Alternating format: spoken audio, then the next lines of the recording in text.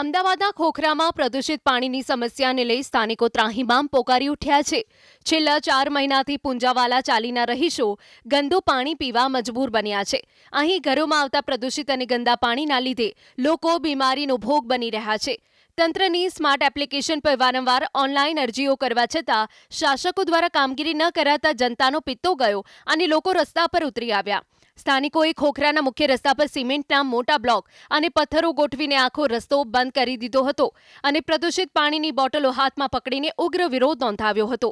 રસ્તો બ્લોક થવાના કારણે સમગ્ર વિસ્તારમાં તોતિંગ ટ્રાફિક જામ સર્જાયો હતો. ખાસ વાત એ છે કે આખી ઘટના મનપાના નવનિયુક્ત સ્ટેન્ડિંગ કમિટીના ચેરમેન કમલેશ પટેલના પોતાના વિસ્તારમાં સામે આવતા મ્યુનિસિપલ કોર્પોરેશનમાં ભારે દોડધામ મચી ગઈ છે. અમદાવાદ શહેર મેગા સિટી બન્યું પણ તેમ છતાં પણ પ્રદૂષિત પાણીનો હલ નથી થઈ રહ્યો. જોઈ શકો દ્રશ્યોની અંદર કે ખોખરા વિસ્તારની અંદર જે લોકો છે સ્થાનિક લોકોએ પોતાનો વિરોધ નોંધાવીને રસ્તાઓ ઉપર પથ્થર મૂકીને પોતાનો વિરોધ નોંધાવ્યો હતો. અને હું જે બતાવી રહ્યો છું પુંજાવલની જે ચાલી છે એ ચાલીના લોકો છે તે રસ્તા ઉપર આવ્યા હતા અને પોતાનો વિરોધ છે તે નોંધાવ્યા હતા કે જે પાણી છે તે પ્રદૂષિત આવી રહ્યું છે તેના લઈને રસ્તાઓ છે આ બ્લોક છે આ બતાવી રહ્યું આ બ્લોક છે તે બ્લોક બતાવવામાં આવ્યા હતા અને બ્લોક મૂકીને આ પોતાનો વિરોધ છે તે કરી રહ્યા જોઈ શકે છે. મહિલાઓ પણ પહોંચી છે. આ છે પુંજાવાલાની ચાલી જે ગેટ નંબર છે તેની અંદર લખેલું શહેરના વિકાસ નહીં પણ પહેલાં શુદ્ધ પાણી આપો એ પ્રકારની માંગ છે કરી રહ્યા છે અને આખો ટ્રાફિક છે તે રોકવામાં જોયું દર્શનની અંદર જોવા મળી રહ્યું છે કે ટેક્સ ભરાય તેમ છતાં પણ પાણી નથી મળતું. શેના માટે વિરોધ આજે બધા લોકો ભેગા થઈને કરતા હતા? પાણી બહુ બેટા ગંદુ આવે છે 4 મહિનાથી અને બહુ અમને હેરાન પૈસા નાના બચ્ચાવાળા 40 રૂપિયા રજક સાહેબનો પોસાય નહીં. હવે અમે કામ ધંધા છોડી અને આવી રીતે અમે ક્યાં સુધી સહન કરતા રહીશું? આ ચાલીઓના સાહેબ ગરીબ મધ્યમ વર્ગના માણસો રહે છે. જ્યારે વોટ લેવા આવે છે ત્યારે તો અમે બધું કામ કરી આપીશું તમને અને ચૂંટણી લાયા સાહેબ એટલે અમને બિલકુલ અમારે કશું કરવાનું નહીં, ધ્યાન નહીં રાખવાનું. આપણે બીજા વાત કરો શું કેવું છે? આ લખ્યું છે સ્માર્ટ સિટી નવો ટેસ્ટ ગટર. અમે ટેસ્ટ કરીએ છીએ તો લોકો ટેસ્ટ કરવા આવો ખબર પડે. અમારા નાના છોકરા કેટલા 15-20 દિવસથી બીમાર છે. 4 મહિનાથી પાણીનો પ્રોબ્લેમ છે. પાણી ગંદુ આવે છે, ગટરનું પાણી મિક્સ થાય છે. 4 મહિનાથી કમ્પ્લેન કરીએ છીએ, અરજી કરીએ છીએ, કોઈ સોલ્યુશન આવતું નથી. આવે છે ખાડો કરે છે, પછી ગટરવાળા પાણીવાળાને ખાડો પૂરવા મોકલી દે છે, પાણીવાળા ગટરવાળાને મોકલી દે છે. હવે અમારે આમાં કરવાનું શું? આ જો કેટલા જોઈ શકો છો દ્રશ્યો બતાવીશ. આ લખ્યું છે પુંજાવાલાની ચાલી વનવાસવા દો પુંજાવાલાની ચાલી અને ખોખરા આ વિસ્તાર છે અને એમાં ગંદુ પાણી આવે છે. ડેલી આ પાણી આવે છે. ડેલી આ પાણી 4 મહિનાથી આવે છે. આનું કોઈ સોલ્યુશન નથી. આનું સોલ્યુશન લાવશો તો અમે રસ્તો રોક્યો છે. આજે 4 મહિનાથી હેરાન થયા. આખરે એનું એક પછી એક જવાબ એક બોલો. શું કરવાનું? 4 મહિનાથી આવું પાણી અમે પીએ છીએ તો એએમસી ને રજૂઆત કરી તો શું કહે છે? 3 થી 4 વખત અમે અરજી આપેલી છે પણ એ અરજી આપે છે, આવે છે, જોવે છે, ખાડો પૂરીને જતા રહે છે. આ બીજા શું છે અરજી ક્યાં છે? અરજી બતાવો. સર આ મારી અરજી છે. આજે છેલ્લા 3 મહિનાથી દૂષિત પાણી વાળી પહેલી અરજી 3 મહિના પહેલાની અરજી છે અને આ છેલ્લી અરજી છે બરોબર ત્યાં સુધીની. આ બધી અત્યાર સુધી અરજી કરેલ છે મેં. આજે શું વિરોધ તમે નોંધાયો? સર વિરોધમાં એવું હતું કે 3 થી 4 મહિનાથી આ જે પાણીની ગંદી સમસ્યા હતી, જે ગટરનું પાણી મિક્સ થતું હતું આપણા ત્યાં, તેની વારંવાર પ્રશાસનને આપણે રજૂઆત કરેલ છે. જે તે અધિકારી લાગતા વળગતા અધિકારીઓને આપણે પર્સનલી જઈને ઇવન ચાલીના સદસ્યો તેને મળીને વાતચીત કરેલી છે. ત્યાં આજે કરીએ, કાલે કરીએ, પરમ દિવસ કરીએ એમ કરીને આના ડીલે કરતા હતા. હવે સવારે જે અધિકારી હતા સુભાષભાઈ કરીને, સુભાષભાઈ અધિકારી એવું કીધું કે ભાઈ હું બેને 2 દિવસ આપો, હું કામ પૂરું કરી આપીશ તમારું. મેં કહ્યું ચલો 2 ના 3 દિવસ આપીએ. ચાલીના સમક્ષ બધા જેટલા બી સભ્યો છે બધાએ વાતચીત કરી. તેમ છતાં પણ બપોરે જ્યારે બધા પોતપોતાના કામ આવે ગરમીમાં ઘરમાં રહે એટલે શું થયું ભાઈ આમને આવીને જે ખાડો કરે પૂરવાનું ચાલુ કરી દીધું. એટલે સોલ્યુશન નથી થયું હજી. એટલે કેટલી ચાલીમાં કેટલા લોકો રહેતા હશે અંદાજે? અંદાજે 52 મકાન સતત છાપ એટલે એપ્રોક્સ 400 થી 500 વ્યક્તિ રહે છે. બીમારી કોઈ બીમાર પડ્યા છે ઘરો?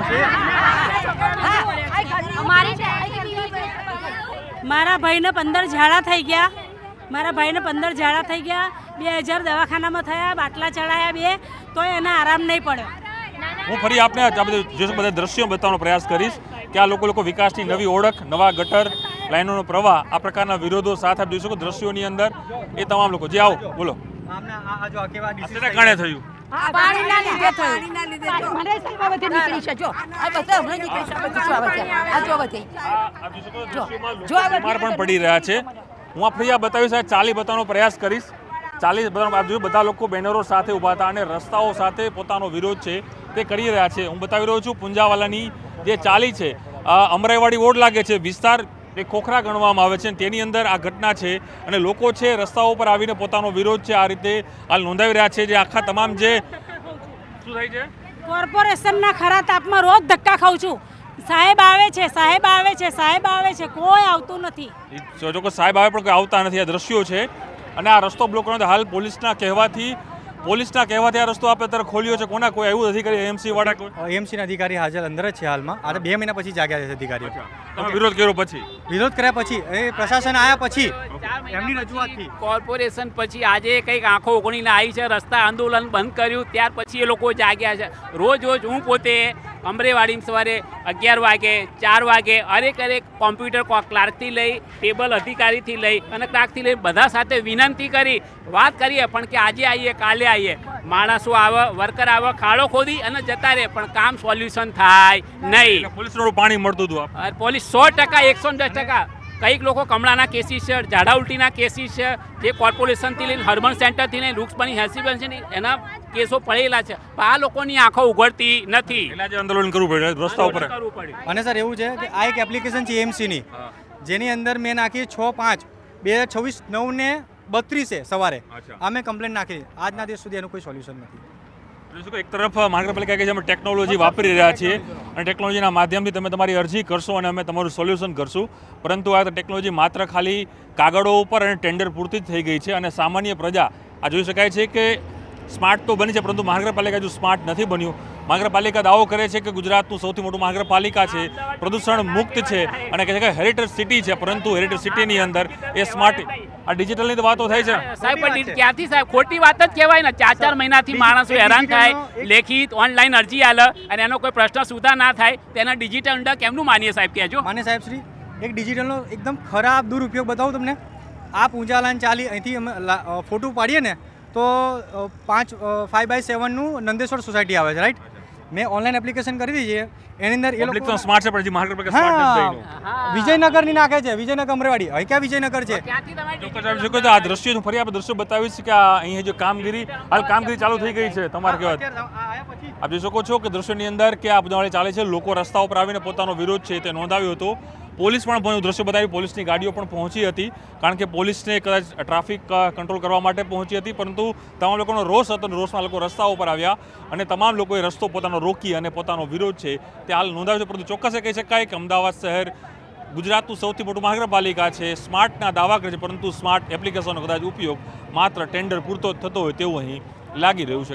સમગ્ર મામલો ગરમાતા સ્ટેન્ડિંગ કમિટીના ચેરમેન કમલેશ પટેલે ન્યૂઝ 18 ગુજરાતી સાથેની ખાસ વાતચીતમાં સ્વીકાર્યું હતું કે પ્રદૂષિત પાણીની ફરિયાદ અગાઉ પણ મળી હતી. લાઈન નાખવાની કામગીરીમાં એક મકાનનો ગેરકાયદેસર ઓટલો નડતરરૂપ બનતો હતો.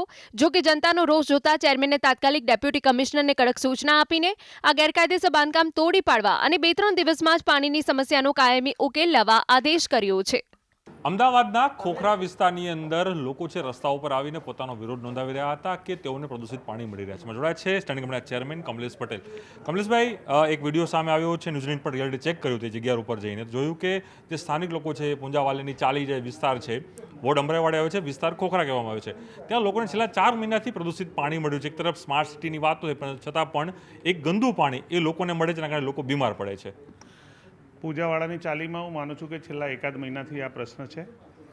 કોર્પોરેશનની અમારી ટીમે ખૂબ મહેનત કરી છે પણ તકલીફ એક જ છે કે ત્યાં ગેરકાયદેસર બાંધકામ થયેલા છે. જે લાઈન ઉપર બાંધકામ છે એ બેનને છેલ્લા 15 દિવસથી આપણે કન્વિન્સ કરી રહ્યા છે કારણ કે એનો ઓટલો અને એનો ભાગ તૂટે તો જ કામગીરી કરી શકાય એમ હતી. ખૂબ સમજાવટના અંતે આજે સવારે બેન કન્વિન્સ થયા હતા અને આવતીકાલ સવારથી આ કામ કરવાનું આયોજન પણ હાથ પર લીધેલું હતું. છતાં પણ ત્યાંના લોકો જે છે એમની લાગણી ક્યાંક હતી. મેં અધિકારીને કીધું છે કે કાલ સવારની રાહ જોયા વગર આજથી જ કામ શરૂ કરવામાં આવે. કમલેશભાઈ, એ પણ વાત છે જે અમે ખુદ ગયા વિઝિટમાં ત્યારે જોયું કે લોકો કહે 3 મહિનાથી અમે અરજી કરી રહ્યા છે, લેખિતમાં અરજી આપી, એડિશનલ અરજી આપી છે અને જે સ્માર્ટ આપણે આયોજન કરતા હોય કે એપ્લિકેશન કરો, એપ્લિકેશનના માધ્યમથી તમે તમારી અરજી કરો, તમારી સમસ્યા જણાવો, એ અરજી થાય છે સ્માર્ટલી રીતે મોબાઈલના એપ્લિકેશનના માધ્યમથી, પરંતુ એકલો જ થઈ જાય છે. એટલે આપણે એક મોટી બેદરકારી, કારણ કે 4 મહિના સુધી આ સમય વીતે, લોકો બીમાર પડે, ત્યાં લોકોને આ ગંદુ પાણી પીવું પડે. 4 મહિનાથી પ્રશ્ન છે એવું મારા ધ્યાનમાં નથી, પણ કોર્પોરેશને 7 એક જગ્યા ઉપર ખાડા કર્યા છે. આ પોલ્યુશન ક્યાંથી આવે છે શોધવાના અંતે આખરે મેં કીધું એમ કે જે ઓટલો છે, દબાણ છે જેનું, એના ઘરની નીચે ડ્રેનેજનું હોલ છે, મેઇન હોલ, અને મેઇન હોલ ત્યારે જ ખુલે કે જ્યારે ઓટલો તૂટે. જેમનો ઓટલો છે એ પોતે તોડતા નથી, જેના કારણે ક્યાંક કામ કરવામાં તકલીફ અનુભવી રહ્યા હતા. આજે સમજાવટના અંતે બેન પોતાનો ઓટલો તોડવા માટે રાજી થયા છે. હું માનું છું કે 2-3 દિવસમાં આનું સોલ્યુશન આવી જશે. અધિકારીઓને કઈ રીતે કડક સૂચનાઓ આપશો? કારણ કે આ પ્રકારની જો કોઈ વરસાદી સિઝન પણ નજીક આવી રહી છે, ત્યારે આની પહેલાં આ પ્રકારની ઘટનાઓ બને શહેરી વિસ્તારની અંદર, કેવી સૂચના કડક? કારણ કે ચેરમેન તરીકે તમે પ્રથમ વખત આવ્યા છો, કઈ સૂચનાઓ મળશે અધિકારીઓને કે આ પ્રકારની ગેરરીતિ નહીં ચાલે? ડીવાયએમસી જે છે એ રજા ઉપર હતા. ઇન્ચાર્જ ડીવાયએમસી મમતાજીને મેં વ્યક્તિગત રીતે ફોન કર્યો છે અને એમને કીધું છે કે અત્યારે ને અત્યારે જ અધિકારીને મોકલો ને કાલ સવારની રાહ શેના માટે જોઈ રહ્યા છો, અત્યારે જ કામ શરૂ કરવામાં આવે, અને હું માનું છું કે તેનો અમલ પણ થઈ જશે. ચોક્કસ આ હતા સ્ટેન્ડિંગ કમિટીના ચેરમેન કમલેશ પટેલ. તેઓ માની રહ્યા છે કે અધિકારીઓને સૂચના આપી છે અને સત્વરે આ નિર્ણય છે તે લઈ લેવામાં આવે તે પ્રકારની સૂચના અહીંથી સ્ટેન્ડિંગ કમિટી અહીં આપી દીધી છે. કેમેરામેન નિલેશ સાથે પ્રણવ પટેલ, ન્યૂઝ 18 અમદાવાદ.